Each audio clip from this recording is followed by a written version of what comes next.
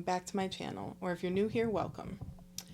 Today's video is about a wonderful tool for plotting that I think can be applied by those writers who are less into planning ahead of time, otherwise known as pantsers, because we fly by the seat of our pants. That tool is the series grid, and essentially it breaks down the plot of one novel into several subplots or series. I did draw one out just as an example. Ignore the check marks for now. The check marks are there simply to demonstrate that one subplot, otherwise known as a series, so series A, what have you, might not appear in every chapter. The goal of a series grid is not so much to make sure that they all show up every chapter. It's to make sure that none of them are dropped entirely. Now, if you're writing a series, some of the subplots may not actually be wrapped up in each book, and that's normal and that's acceptable. Typically, most of them are, and you want to make sure that the main plot does.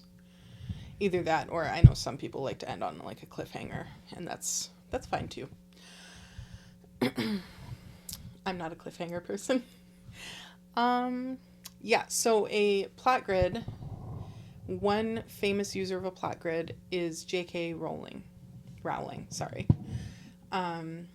She is a famous plotter. So she likes to plan her books ahead of time. I'm pulling up a website real quick. And the famous example of hers that I see floating around the internet most often is the series grid from Order of the Phoenix. Now, the reason that I'm using her book as an example is just because she's a very well-known author. So I don't think anyone can really deny that they've heard of her. And what she has broken down is chapter, time, so she does track time just like I do.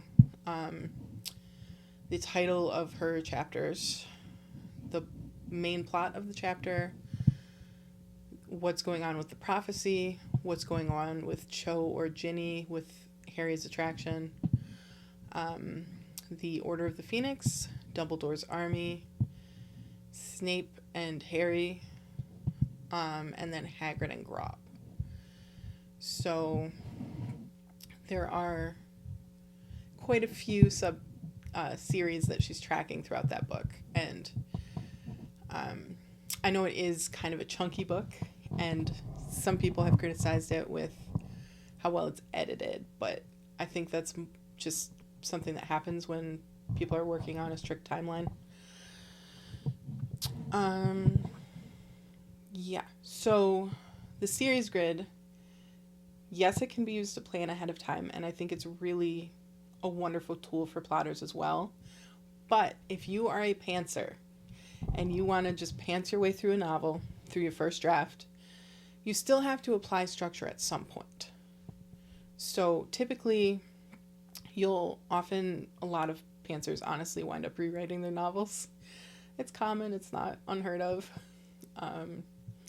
But regardless of whether you rewrite, you're definitely revising. So when you go through and you do your reread before you revise, which I'd recommend to anyone, it is something that can just be built as you go. So once you've done your reread, you can write down a list of subplots and then go back through and track them through your chapters, through your scenes, etc. And just make sure that you're not making promises to the reader that are then broken. Because if you start after a mystery, and then you just never answer it, depending on what you're going for in your book. I know there's some books that are going for ambiguity, and that's like built into the structure of the book. But assuming it's not, assuming this is just a standard storytelling situation, if you go down a path, start a subplot, and don't ever wrap it up, it can be one of the things that makes readers feel betrayed. and you never want a reader of your book to feel betrayed by your own writing. Yeah, so that is why I think series grids are so good for pantsers, because a lot of times, myself included, pantsers will sit down, they'll start in one direction, something cool happens, and they're like, oh, I want to follow that. So they'll get off in the weeds, then they'll come back to the main story. Maybe they get distracted again by something nifty, or maybe they didn't know where they were going in the first place and they wind up somewhere else entirely, but then the original plot, they still want to keep what had started with that. It's just a way to make sure that your whole book makes sense as a unit when you haven't necessarily sat down and looked at the big picture. So Series Grid is a big picture tool, which is very helpful for writers who like to be in the trees rather than the forest, if that makes sense. Which I think is a common preference for pantsers. Yeah, so like a lot of pantsers that I know, myself included, when you look at an outline, it just doesn't speak to you the same way it does for plotters. Like, I may say, oh, this character needs to do this thing, but I don't know that they would until I actually sit down and try and write it, and I'm in their head, and I'm like, not quite. Or this thing should happen. So typically if I'm outlining, I don't actually say character does X, character does Y. I keep it pretty vague. Yeah. But that's just me. I know there's a wide variation.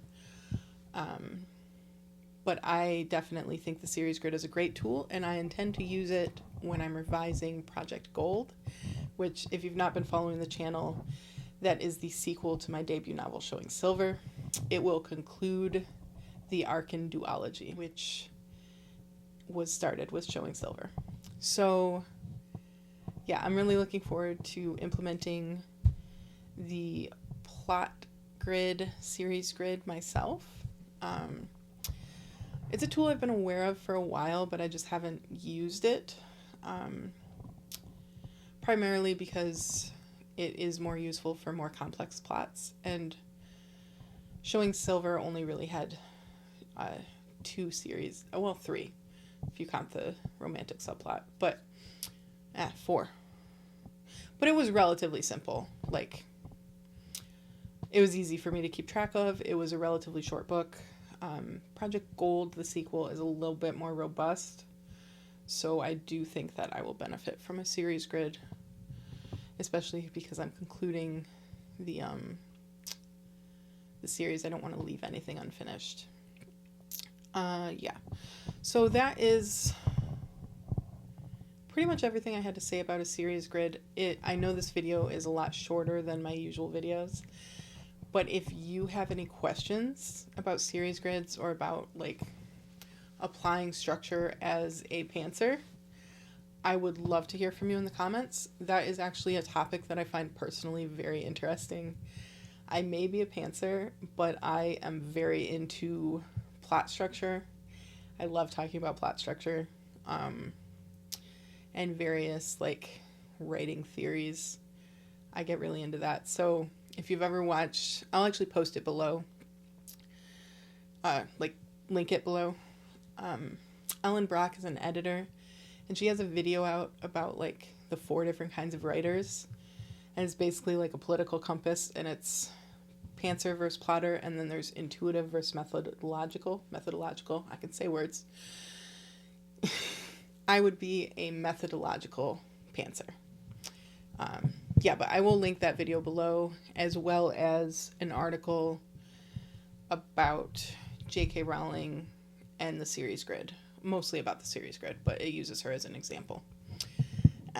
Thanks for watching, and I hope to see you in my next video.